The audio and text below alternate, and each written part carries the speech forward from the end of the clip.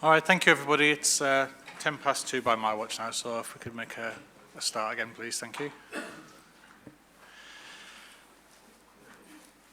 So before lunch, we were talking about sustainability appraisal. The feeling I got was that we're getting there with that. I do note there's a comment to be made there. Wait a second. So if there are any further comments on sustainability appraisal, now would be the opportune time to make them. So we'll start with Mr. Corsia, please. Thank you. I just want to come back on some of these points, if I could, made before lunch. Obviously, the test is whether or not the essay is adequate. And to be adequate, it must not only just refer to matters, it needs to make reasonable judgments on the matters it assesses. And so just having a long list of possible references where something has been referred to does not make an essay adequate. In terms of the spatial option of directing part of York's development elsewhere in the housing market area, I think you will have noted that the Council has repeated the point that it has not been assessed, and that was because they thought the other authorities would not accept it. With the greatest respect to the Council, that is not a reason to dismiss that option on using the NPPF. Yeah, forgive me, Mr. Corsia. I'm not sure that's absolutely right, is it? What I heard was that the way the Council expressed it, I think, was that it hadn't been given a mandate by neighbouring authorities, which is not necessarily the same thing.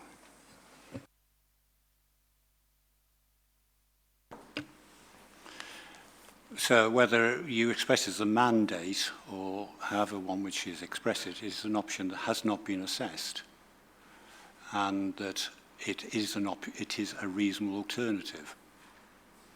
One thing that I haven't heard is that the Council explicitly asked its neighbours. Alison. Again, coming back to the duty to cooperate that we discussed earlier, we held meetings with neighbouring authorities to discuss the options of how to proceed with the local plan in terms of delivering York's housing need. As part of those discussions, we did discuss neighbouring authorities taking on some of York's housing requirement, and no authority agreed to do so as part of those. So you asked and they said no? Yes. And that's what I meant by not having a mandate from the authorities. It's something that we discussed, but in terms of, therefore, it being a reasonable alternative, we didn't feel it was a reasonable alternative because as part of those discussions, it's clearly not something that we could deliver. And in terms of the way it was described in the Hurd and Broadland case by Mr. Justice Ouseley, it's a non-starter.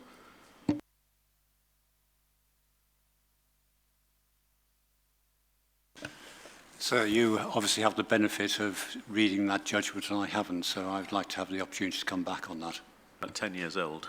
Sorry, which judgment are we talking about? Sorry. Hurd and Broadland. Right, I haven't read that. I'll need to check that. But the point is that the Council could have, well, the Council, you have to, as inspectors, decide the extent of harm. I don't want to repeat the points I made previously. Clearly, there is a mechanism under paragraph 60 of the 2018 NPPF where part of those needs would need to be met by the other authorities if you were to come to that conclusion. Therefore, sir, I still advance the case, whatever this other case says, that it was a reasonable option that should have been evaluated. And sir, I go slightly further because we've been told that it is, if you read the conclusions of the March 2015 meeting, there wasn't an expression saying, no, we will never take any of York's housing needs. It was expressed in terms of our plans, our present plans are at such an advanced stage that we cannot do it now, but we will, it is a matter which can be considered in future reviews. And clearly, sir, it would be open to York to meet its housing needs in terms of the early part of the plan period, but allowing authorities elsewhere to meet part of their need for the second half of the plan period. And that would be perfectly compatible with the decisions of March 2015. So, sir, I still advance the position that that was a spatial option that should have been considered in the SA, going back to what we are considering now.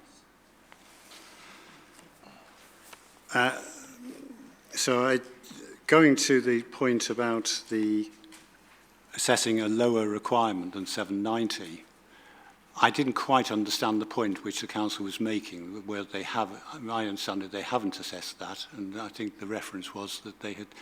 Forgive me, I didn't follow that. Could you say that again? In terms of essaying a lower requirement than 790, I didn't quite understand the point which was being made by the council, whether they have or have not. As I understand it, they were taking the point that that was assessed, something of that nature had been assessed during the RSS process, but of course that's 12 years ago. It wouldn't be relevant for this plan. As I have it, the council said that they'd essayed the range of between 630 and 2,050 DPA. So I would like to know when at what stage the 630 was actually assessed. In section 2, that seems very loud, sorry. In section 2 of the SA report, CD 008, that takes the reader through all the earlier stages, so from 2008 onwards. Mr. Corsi is correct to say that I'm referring back to the RSS. The point was that the figures considered over the last 12 years did not return back down to a 484 figure. So as context, it was to reflect that at no point in the previous 12 years of planned development and a consistent SA have figures ever been considered at that scale. However, in terms of the reasons why those lower figures were not considered reasonable with regard to the current plan, that was set out in section 3 of the addendum to the SA report EX CYC 24A.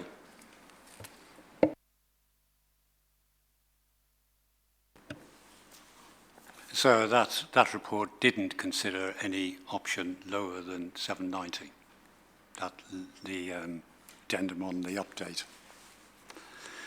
And so can I just, I don't want to push this point on T2 because clearly it will be assessed in site-specific points. If it helps, that's not a place I want to dwell. No, I can quite understand that, sir, but well, I'm quite happy leaving it if it's going to be discussed as site-specifics and we can go back to this on the SA. It might be an easier. I have to say, from the point of view of any resident living in the affected areas, we have absolutely no idea what T2 is referring to. And if we don't have any idea of what it's referring to, then I can't see how it could have been assessed properly. Because it clearly is referring to much more than the highway which is shown on the proposals map.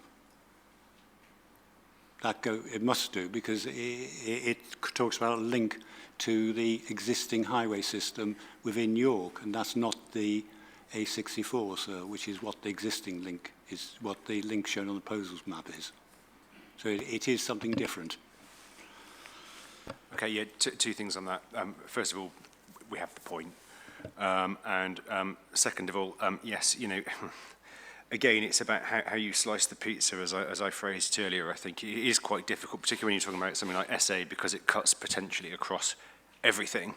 And clearly we can't discuss everything today, so it will no doubt be picked up again under later hearing sessions. And should we forget it, Mr. Corsi, I have no doubt that you will remind us. I certainly will, sir. Maybe the council could clarify to me what they're actually intending here. That would probably be helpful. We did raise this, in fact, in our original representations. And so can I just deal with the air quality point? And again, I go back to the sustainability appraisal which accompanied the proposed modifications. It's probably where I picked it up.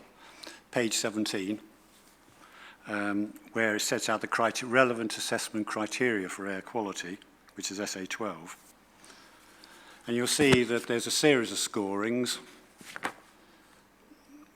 Obviously, a major negative effect if it's within an AQMA, and if you're more than 500 metres from an AQMA, it is assumed that you'll have no effect on air quality.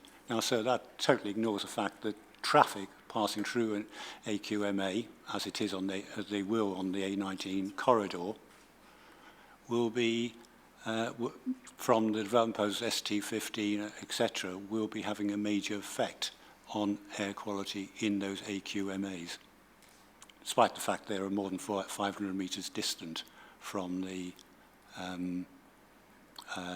sites. Thank you, sir. Okay, thank you.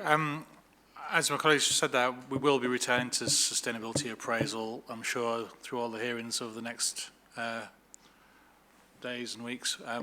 There are a couple more people, I think, if we'll just take comment from a couple more people and then ask the council to respond to those, and then I think it might be a good time to move on after that. Mrs. Hubbard. Thank you. Just a quick point. You asked the question, were the adjoining authorities asked explicitly whether they would be prepared to take any of York's housing requirement? It's a very straightforward question. And if I can refer you again to the duty to cooperate matrix, particularly in relation to Selby, but also in relation to the other adjoining authorities, it appears that most of the discussions were on a one-to-one basis. This plan is supposed to be evidence-based. Surely there must be a paper trail. If there have been if that explicit question has been asked, there will be some answers, or there should be. But I don't believe it was put in exactly that way during the discussion. I'm sure there were discussions about it, but I'm not aware of any council resolutions from the adjoining authorities that address that point specifically.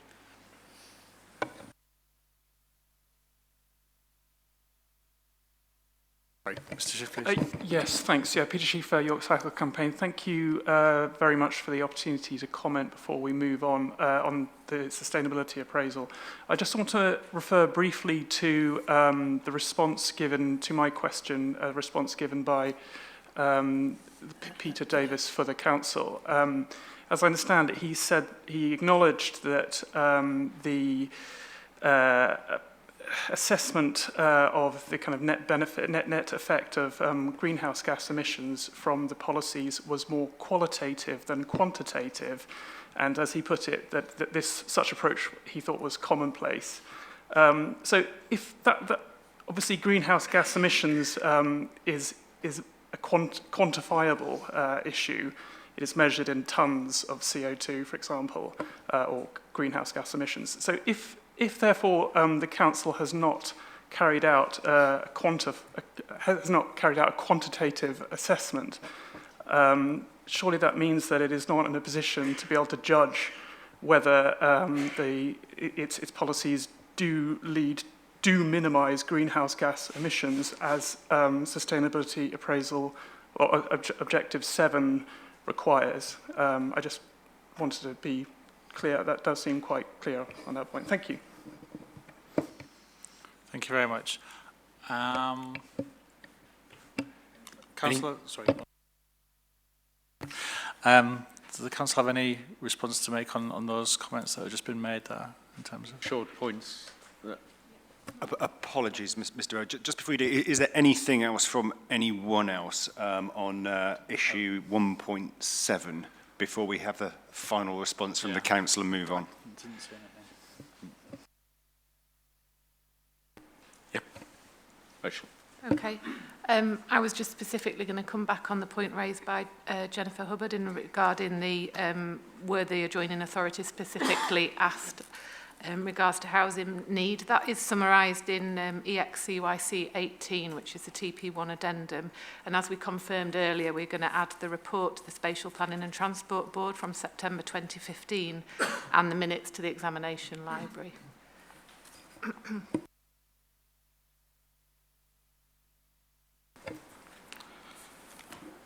With regard to the comments in terms of the essay and reference is not adequate, I would concur with that point.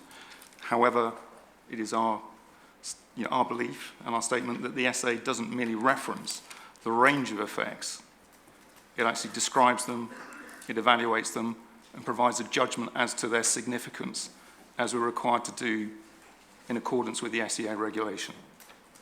That's why there are 15 objectives, and then the range of scores in terms of significant positive through to significant negative. And the basis for that judgment is a mixture of quantitative evidence where available and qualitative judgment. In terms of the lower number, I would just refer back to section 3 of the essay addendum and whether we had or had not considered a figure below 790. The reasons why we did not consider those figures reasonable alternatives are set out there. In terms of the reference to air quality, that was, and in terms of the addendum, that was referring to the site appraisal criteria. That is one part of the essay process. There were specific appraisal objectives and guide questions that were used to appraise the strategic alternatives in terms of spatial strategy, the quantums of growth, and then recognizing that, and policies, but then recognizing that those guide questions were not always appropriate to be applied to sites. A bespoke site appraisal process was also developed that reflected the 15 objectives. So therefore, in terms of consideration of air quality, it is not merely the reference to the proximity distances in terms of air quality that enabled the essay to comment on significant effects in terms of air quality. And through the essay report itself, when it comes to commenting on policies, on strategic sites and sites, there is reference to air quality effects. So for example, paragraph 6534 of essay of the publication draft, so CD 008, talks about strategic site 20, 32, 36, were identified as having potentially significant negative effects on essay objective for air quality as a result of transport associated with deteriorating air quality, with the latter sites also potentially negatively contributing to air quality management areas. In terms of Mr. Sheep's comment about the qualitative nature of the appraisal, I suppose it stems, I think, in part because of the complexity of the situation that you're dealing with. So in terms of, there is a baseline that establishes clearly the quantification based on DEC information, or BES as it is now, in terms of the CO2 emissions for York, but then determining the net effect arising from future development and its occupation and vehicle movements without very sophisticated modelling, I think raises questions that are particularly challenging and are recognised in terms of the uncertainty that you have to deal with, which enables you then to come back to making a professional judgment as to whether, in the view of the appraiser, the effects are likely to be positive or negative, or as in the case here, it's a reflection of both. There are aspects to this plan and the policies that are proposed that will lead to improvement in terms of performance against or the transition towards low carbon. In terms of the settlement locations, preference of sites and individual design, but you still have to recognise that they will be occupied by people who themselves will then use energy in all its forms and will travel and there still will be a consequence in terms of carbon emissions. And so the appraisal reflects that, and I'd like to think it reflects that honestly at this point. And it does also then include uncertainties in that regard.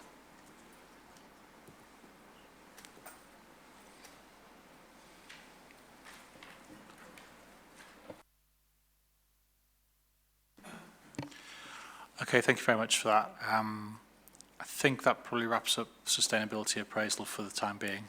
I'm sure it'll come back again at various points. In fact, I'm certain of it. If we move along to question 8 now, which deals with how the plan addresses mitigation and adaptation of climate change. I think we've touched on a few things here in terms of the general comments and things like that. I didn't really have anything particularly specific, I mean, apart from what's before me in terms of the evidence there. So I wasn't sure whether there was anything else to add on that from my point of view in terms of questions, in terms of going there and nothing from there. So really it's, if anybody else really has it's just as the council would like to set out what their position is first. And then We'd just give a very brief description. That would be useful. Okay, just as an overview of how we've dealt with the issue, ensuring sustainable development and tackling climate change is a golden thread and a theme that runs through the local plan to align with the MPPF and the plan's vision that is that development is delivered in a sustainable way that recognises the challenge of climate change. The Council considered that the approach we have taken is in line with the core principles of the MPPF to take a balanced approach to economic, social and environmental considerations. And the plan incorporates policies which directly and indirectly mitigate and adapt to climate change. Specifically, the plan sets out in Section 11, Climate Change, 3 policies which directly deal with how York will deal with the issue. These policies focus on delivering carbon reduction and renewable energy in Policy CC1, sustainable design and construction in Policy CC2, and facilitating district heating and infrastructure in Policy CC3. In addition, Policy SS1, which is the spatial strategy delivering sustainable growth for York, spatially directs development where it will minimise the effects of flood risk and has access to potential facilities and transport. The spatial strategy policies pertaining to the standalone settlements also set out the development principles, ensuring that they are self-sustaining and are required to deliver new local centres, encouraging the maximum walking and cycling with new pedestrian and cycle links, walkable neighbourhoods, new links to existing facilities and frequent transport links to enable an upwards of 15% public transport. All the policies, as we've discussed, have been tested against the objectives in the sustainability appraisal process, and which evaluate the impact and response to climate change directly as part of Objective 7, the climate change objective, or indirectly against Objective 6, which is transport and reducing the need to travel, Objective 8, which is green infrastructure, and Objective 13, which is to minimise flood risk. Thank you for that summary there. Thank you. I will then open it to other parties. Mr. Dennis, would you like to kick us off? Thank you. The government, in 2019 this year, the Government Committee on Climate Change found that our current approach to housing is failing in 3 ways. Basically, we're not meeting our targets. But interestingly, it pointed out as well, it found a skills gap in housing design and construction as a result of change in policy. And it therefore represents a further skills and capacity gap that must be addressed in order to build the next generation of future-proof social housing. We're kind of back into this territory again of you're saying there about mechanisms and stuff like that, but it brings into question really the skill base within the councils to be able to deliver on this, because it's a technical subject. In 1979, I think 49% of all architects, engineers, quantity surveyors and that type of thing worked in the public sector, many of them for the council. And today it's 0.7. And I'll draw your attention as well as an example of that. You know, if we take paragraph 96 and 97 of the MPPF, this is to do with layout of sites and the master planning. So it deals with landform, layout, building orientation, massing and landscaping of housing to minimise energy consumption. That's capturing light and solar energy. So orientation of roofs and all that to take solar panels is kind of important, and it's looking at that from a master guidance perspective. Now, the point is, I mean, I was looking at, I think it was Lowfield Green, and I was looking at, you know, they've got that laid out now, and I can see all the orientation of the roofs, and one wonders whether that's actually been taken into consideration, or has it's just been left to the developer to actually look at the master planning of that, because the skill base isn't there in the council. Now, again, I'm back into this territory again, Simon, whether this is phase 2 or not, but I'm bringing it in here because, again, you know, I'm looking for a strategy when it comes to boots on the ground and administering this from a pragmatic perspective now, because this is where it counts. And I don't see any mechanism or anything, and the councils have been decimated over the years in terms of their skill base. Thank you.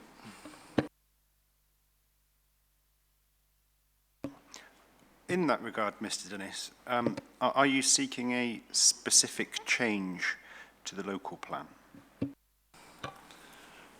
I would think, you know, in that respect, yes, because I'm arguing then, how can it be sound? Because if we're serious about climate change, then these matters are critically important. That's at the front end of the process. You know, it's not just a matter of sticking a house up and putting a roof anywhere and then a solar panel and you've done your task, but that's what a lot of developers and builders would do, because it's not their job to be, you know, their job is to build to minimum building standards. That is not a performance standard, and we mustn't confuse the two. You know, this is specifically, I'm looking for a mechanism and a structure and a strategy within the local plan to give that master planning and oversight in terms of expertise. So in that respect, I'm saying it's not sound and it should be there.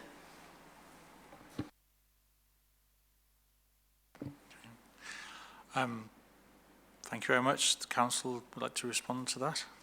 Who's going to do that? Yes, I mean, we recognise that the issue of climate change is throughout the plan, and the policies are designed to ask developers to, not to preempt how we deal with the climate change chapter and the policies, but they're designed to ask for energy and sustainability statements as part of planning applications. It's also our intention to set out in more detail through a supplementary planning document the detailed requirements to meet the policy and examples of how to do that for both consistency for officers at the council in terms of how we deal with that through the planning process, but also for applicants to ensure that they give us the requisite information.